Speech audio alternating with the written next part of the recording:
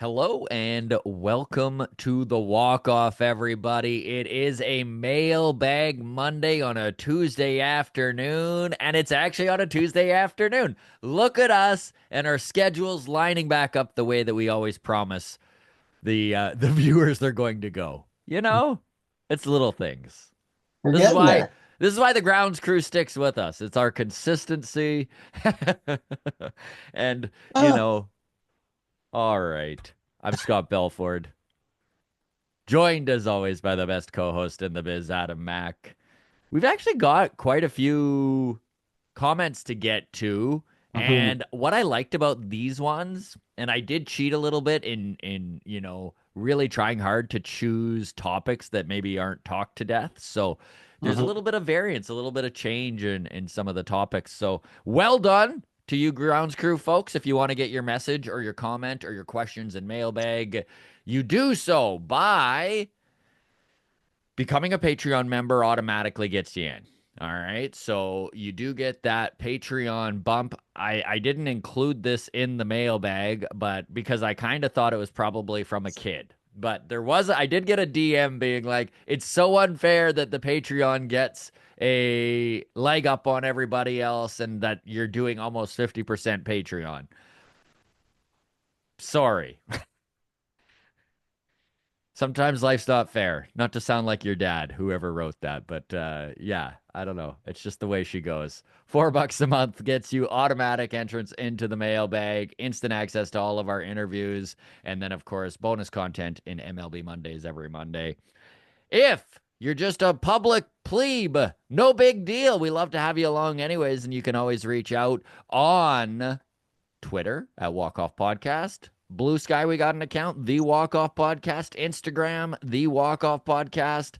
And you can drop your comments on YouTube right here. If you're on the channel right now and not subscribed, my goodness, it means a lot if you do hit that sub button. And while you're at it, why don't you give us the thumbs up and give us a like? All right. Not the smoothest preamble off the top, but you know what? We're in it now, buddy. We're in it now. We're in it now. I just spent 75, 80 minutes in traffic on the Anthony Henday, and I'm frazzled, burnt out. I don't know the right word. I've been in Nothing. Edmonton for I've been in Edmonton for five. This is my fifth year now in Edmonton, about 4.5 years total. Um, Last week on the radio, for the first time, I'm sure this has been a thing forever. I don't know how I didn't hear it until now. The Anthony Henday, nicknamed the Anthony Hen Delay. Ah, okay. I was feeling it today. Yes. It was roads weren't even bad, is the worst thing. It was cold out. It's been colder. Yeah. There was no snow on the roads. My favorite Cars and thing, ditches all over the place. my favorite thing about Edmonton when they were building the Anthony Henday, which took forever, obviously, is that Hmm. they put it in and then had lights on it on their ring road, and everyone's like, "Why were overpasses not built?" To which the city of Edmonton eventually did go, "Ooh, whoopsie, maybe we should build overpasses." And then it was just a traffic nightmare again, right? They finally finished the construction and get it up, and they're like, "We did it wrong. Whoopsie." That's funny. Lights on the Henday predates me. So Yeah, how there long you ago go. was Lights on the Henday? Oh boy, probably 8, 9 years. I was living in Edmonton when they had done it, and it was So like relatively recently. it might have been 10 years. It might have been 10 years, But I but mean, this still, we're not talking the 1970s, no, like no, before no. people knew I how mean, to they didn't even design have a ring stuff. road in the 1970s. They were just still horse and carriage, right? No. Horse and oil drawn carriage. Yes. Okay, I did get a message from someone. I didn't include it in the mailbag, so I'm just going to do it off the top here, Okay. and then we'll dive into the Patreon Clutterbuck. section of this. Baseball Town. It is going on in Dunedin during spring training, March 6th. That's a Thursday. So if you are going to be down in spring training, join the fun. It's going to be after the game. They're playing the Red Sox that afternoon. The show starts at 7. We've got Alan Roden, one of the top prospects with the Blue Jays, coming down. We have a friend of the show, Riley Terada, second and third baseman for the Buffalo Bisons, who most likely should make his MLB debut this year. And then we also have recovering from Tommy John surgery, Chad Dallas. His interview, actually, I put up yesterday. And if you're intrigued or interested in what a Tommy John rehab looks like, the kid gets into the weeds. It's a beautiful thing. And I know that a lot of my dumb questions, you have sometimes questions about something that you're like, I know I shouldn't ask this because it's dumb.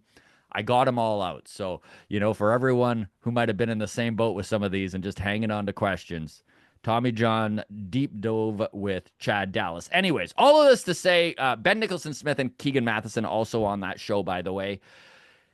When you go to get tickets, okay, it's going to say pick up or something else. Hit pickup, and then it takes you into the site to buy the tickets. I've had about 3 or 4 people message me, be like, it goes to this weird page. You just got to click pickup, and away it goes.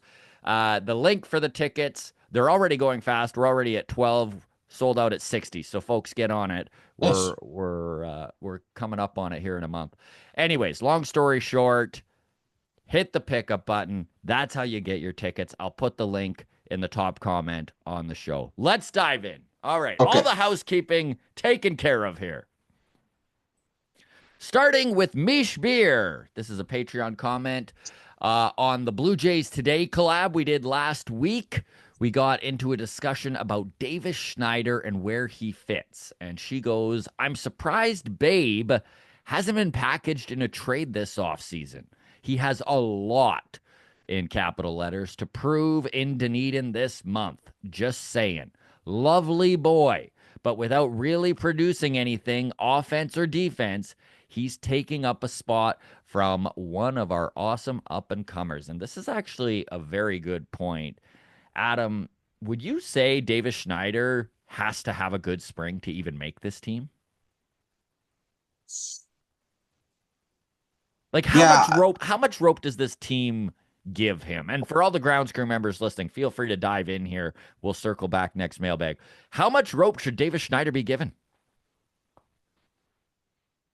So 2023, we all remember he had the greatest career debut of all time. I'm almost not exaggerating. No, Um, legit. like historically, I think it was top 10. Like he was in some Historically, one of pretty. the best first 25 games in the history of the game. It was incredible. We all know the story. It was amazing. So 2023 OPS plus of 174, 2024 last season OPS plus of 78. He shaved off an average ball player worth of skill Yeah. offensively. Maybe not of skill, but of production. Mm-hmm. Yeah, it was bad. It was bad. Hit under 200, had that spurt in the middle there from about June till like middle of August where he didn't hit a dinger. Like there was just a drought there for a guy they needed to show some power. Yeah, and like he didn't even start the year too bad. Like I think he was hitting around like 260, 275. Yeah, 275 on May 8th. And had 10 home So, runs at that point or somewhere close to that. yeah, so really got exposed in the second half of the year from June 1st on, had a batting average of 159 with 6 home runs. OPS of 499. That'd be a great slugging percentage, not a good Yeah. OPS. No. Yeah, Davis Schneider, I don't know. I don't know what he could do to make the team.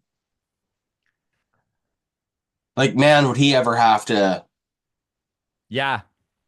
set the world on fire in spring training? Like, I don't think a good spring training, I don't think I'd want to try him again. Honestly, I think I've seen enough. This is where, Adam, I think a change of scenery might be best for Davis. Mhm. We love him here on the show, by the way. He's Of been course, on the friend podcast of the half a show. dozen times, has nothing but but time for us, right? So like a gem of a human, but I think a little bit of a change of scenery could go a long way for the guy, especially when you look at the farm system of the Blue Jays right now and some of the guys knocking on the door. There's 23-year-old Aroldis Martinez, who literally is playing a very similar role to him when it comes to the positions he can play and where he would fit into this lineup. And I think that you want to go with the young kid and give him an opportunity here. Like, let's say Davis Schneider hits some bombs and hits around 270 in spring training, and Aroldis does the same.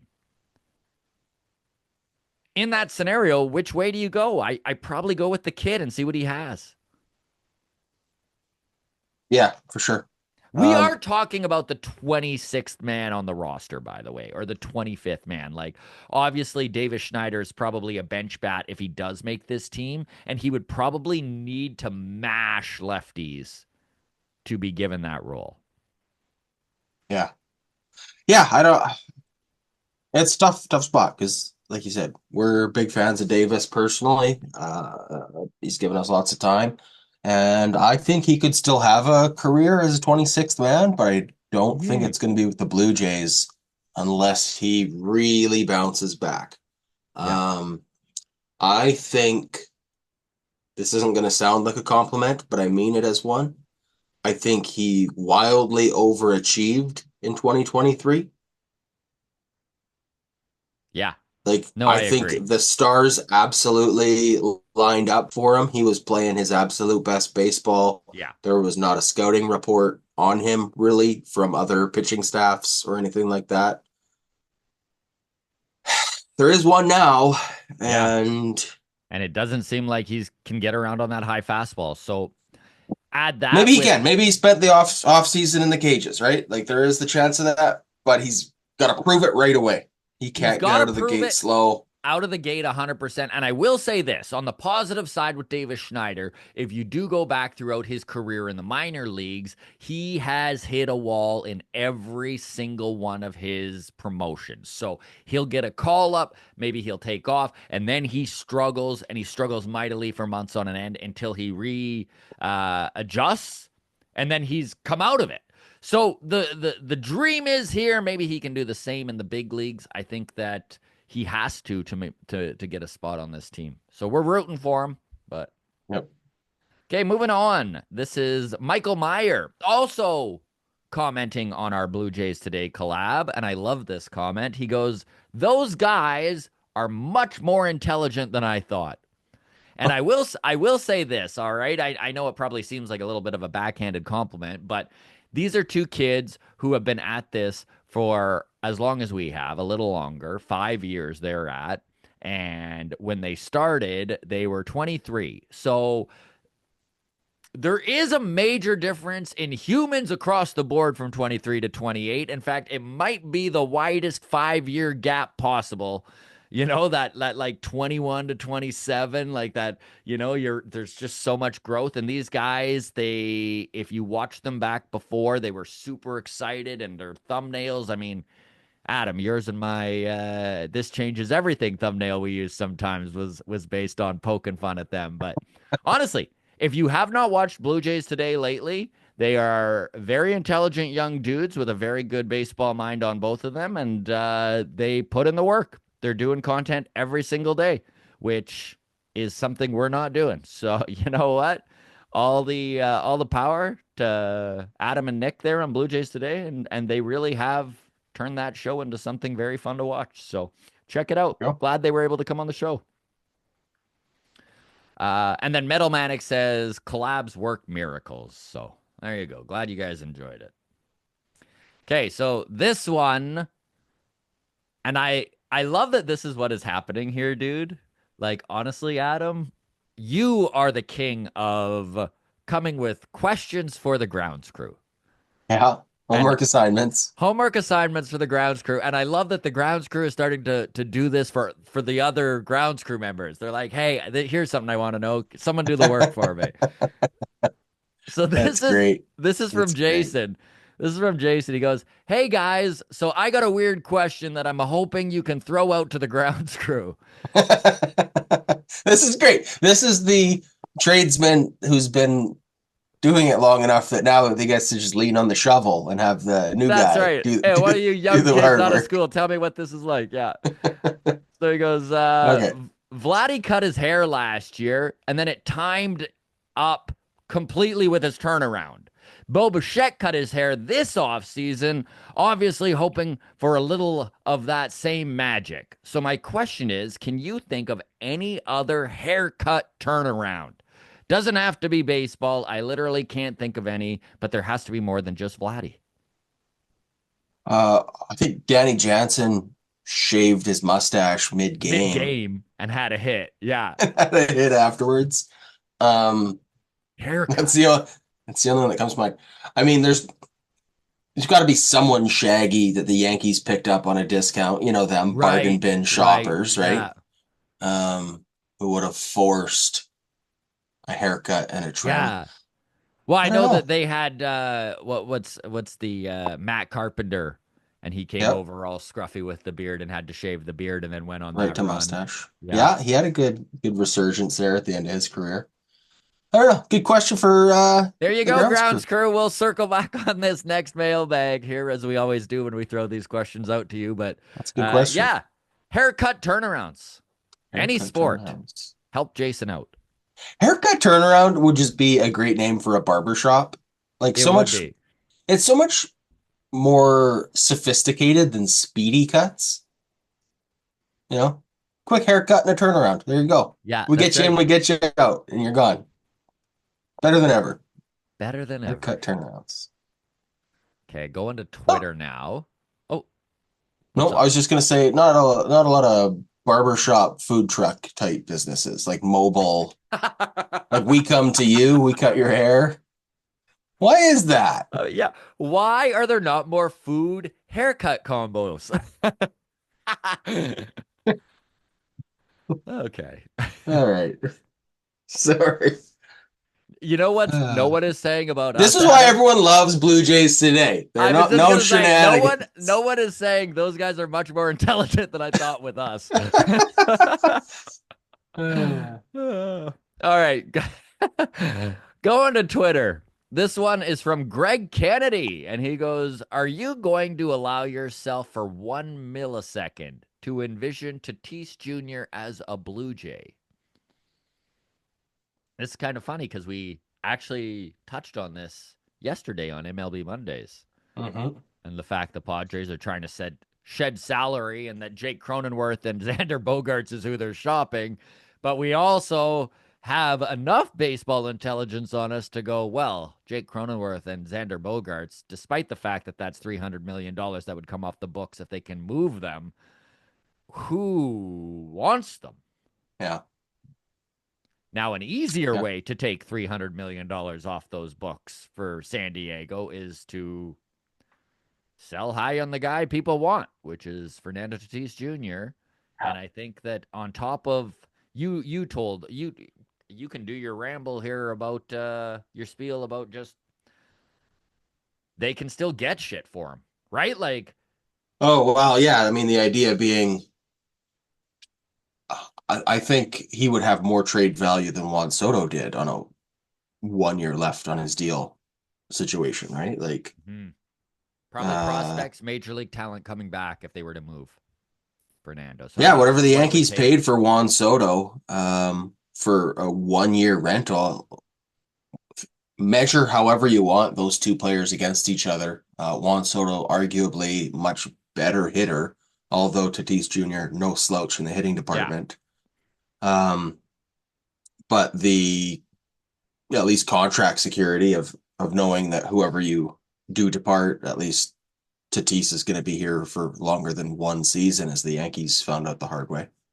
The So Padres are really notorious, AJ Preller, for selling pieces that maybe you didn't expect them to do and then finding creative ways to still be competitive. So maybe there is a world where And brace yourself, Blue Jays fans. You might not want to hear this, but maybe there is a world where Bo Bichette is kind of one of the pieces involved when it comes to major league talent, despite the fact that he would be a fairly major piece leaving. You know, if you're bringing in a Fernando Tatis Jr., that's the type of talent you're probably going to need to part with.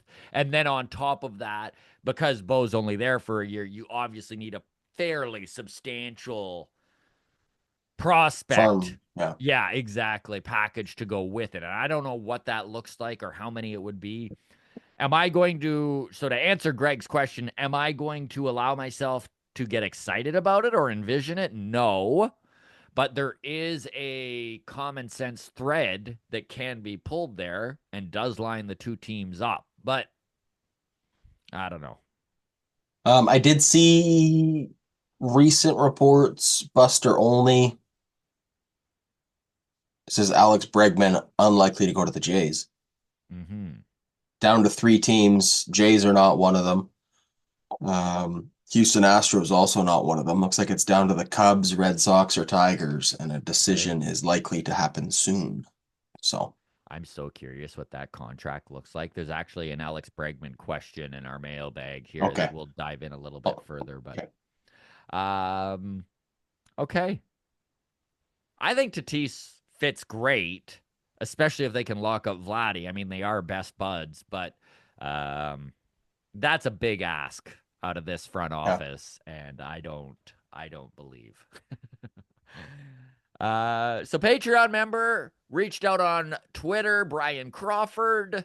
He's been on the show, friend of the show. He writes for Jay's Prospectus, and definitely check out his stuff if you're looking for a little behind the scene info on some of these young kids in the Blue Indeed. Jays farm.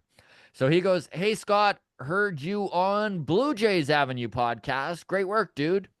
So thank you. Yeah, actually, I've been pretty busy the last week. I've been on a few different podcasts. So Ali Musa's broadcast map, I did a little segment with him.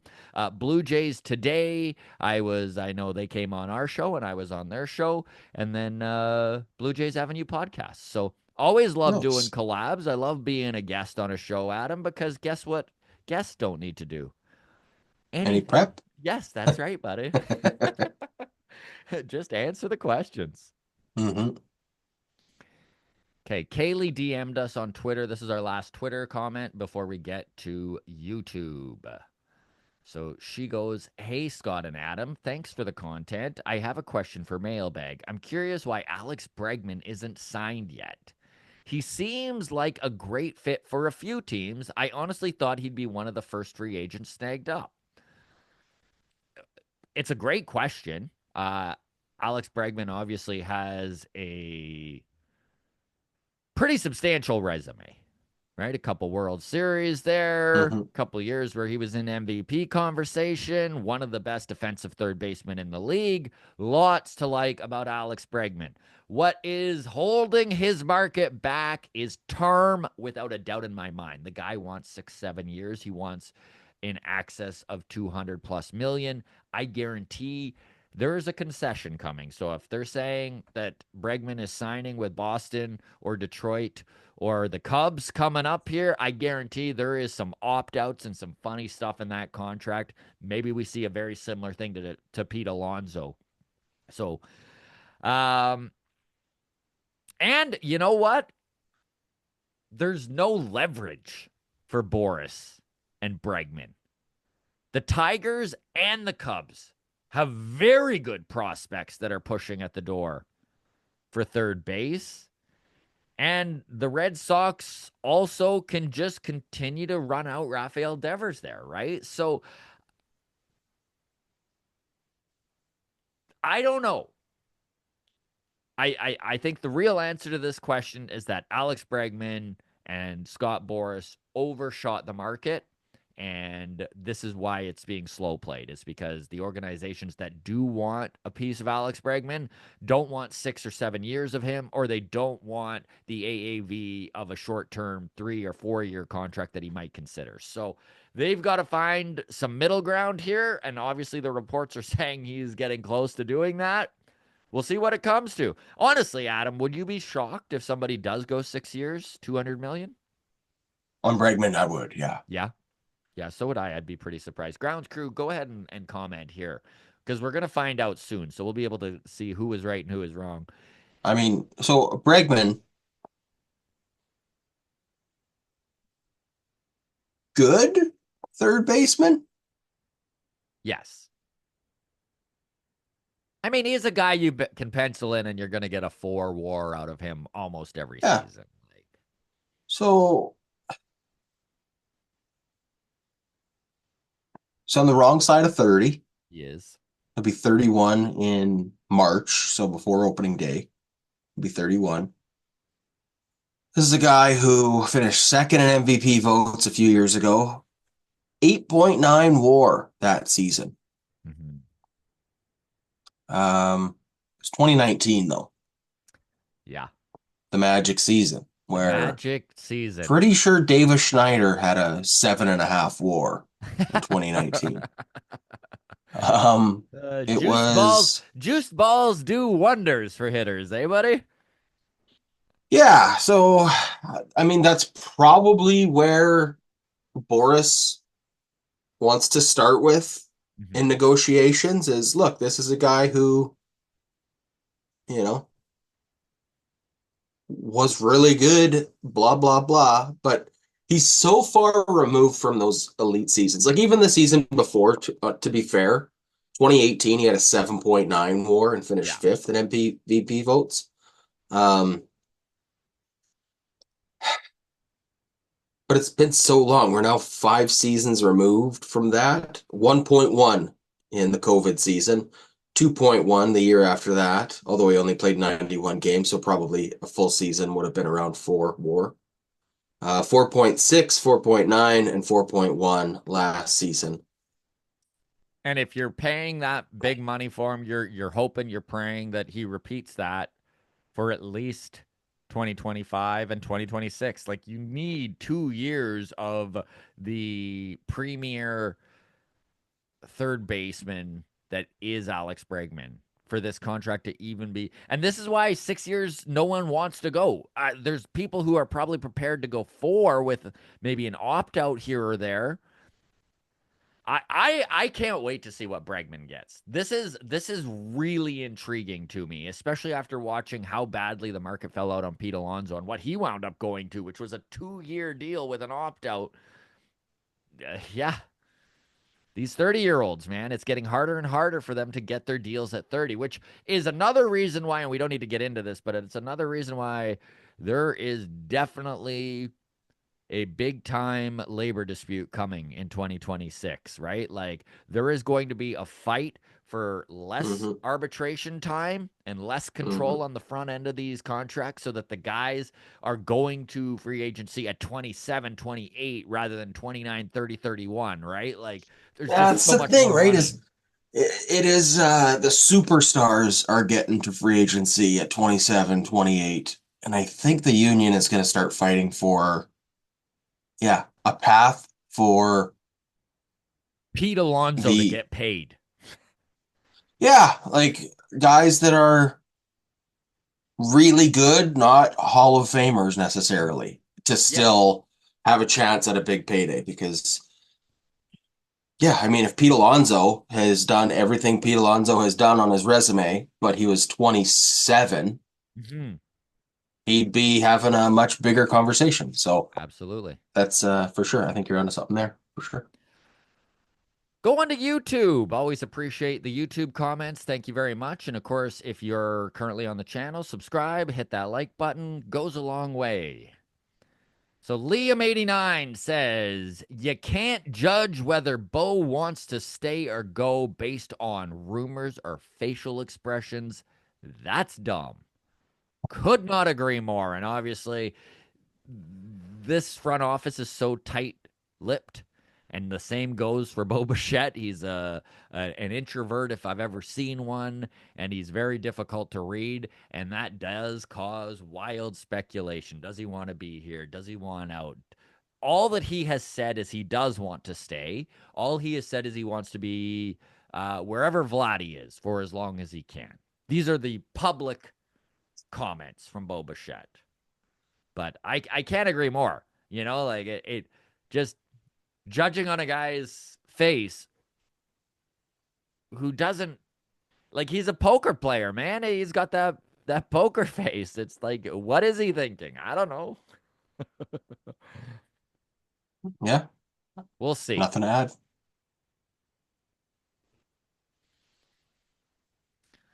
This is from Mark Ryan. Commented on last mailbag where we were talking about Will Wagner and where he might fit, and him playing some third base had come up. So he goes Wagner's 20 to 80 score. This is how they score each tool on players, and anything over, I think 40 to 45 is like average. And from there, it grades out. So Wagner's 20 to 80 score indicates that his arm and defense is below MLB capable, 40 and 45. Um, there is no way he should be at third base. And this is actually something that I've heard across numerous scouting reports, is that it might really be pushing him out of his comfort zone and out of his skill set to put him at third, despite the fact the Jays have said they might try him there for a bit. So I think they'll maybe give him a few reps in spring training and just see if it's a total disaster or not. He goes, offensively, he grades out good as a hitter, 55. But with the power component, he again is below MLB competent, 40. Wagner is a bench bat. And that is probably the most likely scenario for Will Wagner, is he's a bench bat, especially with Andre Jimenez being brought into the fold here. I mean, if Bo Bichette is still with this team come April 1st, I think it's going to be Will Wagner as a guy who's on the bench and getting reps here and there type of thing. Who knows? One injury, one bump in the road, there's so many different things that can change that, but it does look like he's going to be one of those like 25, 26 man dudes. And you know what? If he hits and he's not a complete detriment in the field, I think he's going to be given the opportunity to run with that. Now, MLB.com has their every team's projected opening day lineup and rotation out now. I'll run through it for the Blue Jays quick. George Springer, right field. Bo Bichette, shortstop. Vladdy at first. Santander, DH. Kirk at catcher. Varsho at center field. Andre Jimenez at second. Ernie Clement at third. Joey Loperfido in left field. Is Ernie Clement our everyday third baseman, or do we have Santiago Espinal, Kevin Biggio situation where we don't really Uh, have a third baseman and he's our starting third oh baseman no, Ernie's our in everyday name third only? baseman, I Yeah, would say, but I don't know. I it love feels like Ernie, by the way. I love I Ernie. know. I would feel a lot better with him as the utility guy than the everyday third baseman. He is so versatile and can play left and can play second and has the ability to play a really solid shortstop, something not everyone who's as versatile as he can do. I just like, what's his OPS plus? Right around 100, maybe a little below, like 95 last year. 95, so slightly below average at the plate.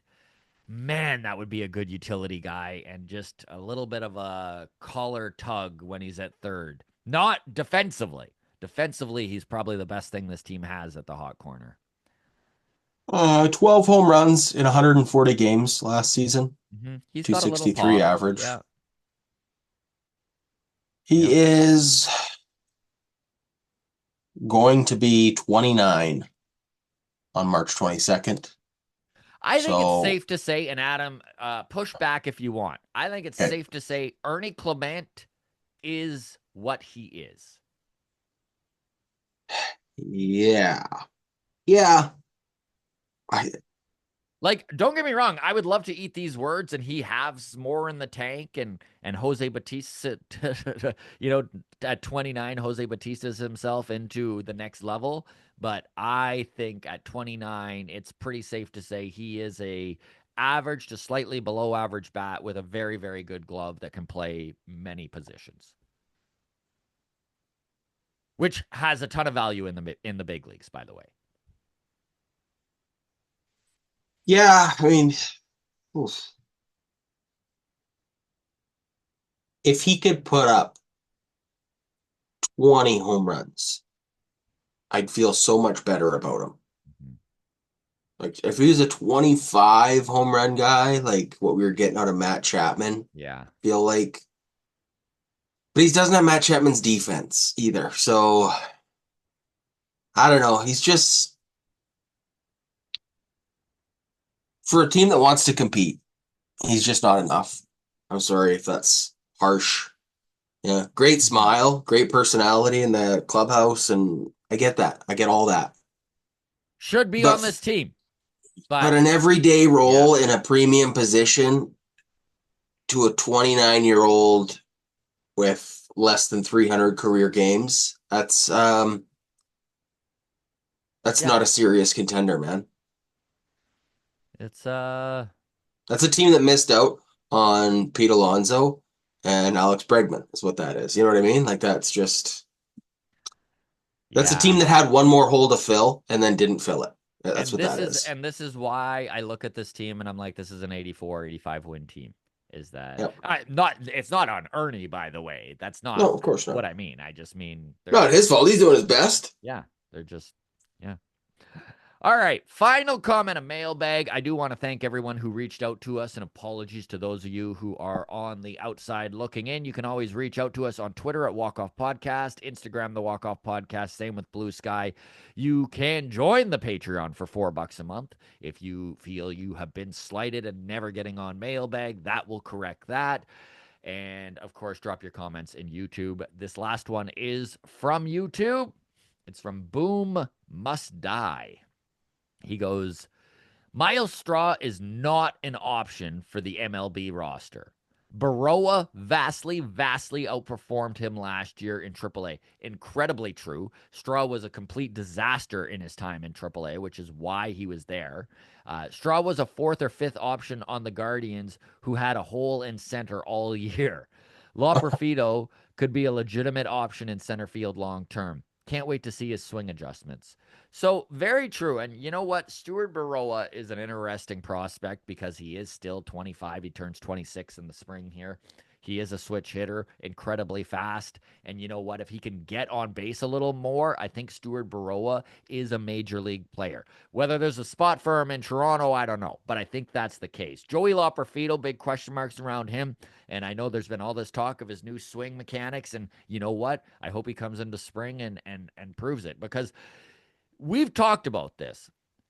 What would be huge for this team is for something to happen that hasn't happened in a long time, which is a minor leaguer to step up and really carry the load. Davis Schneider, don't get me wrong, loved it. But I'm not talking for a 25 game span. I mean, comes up for 140 games and contributes above average. And Miles Straw will not do that.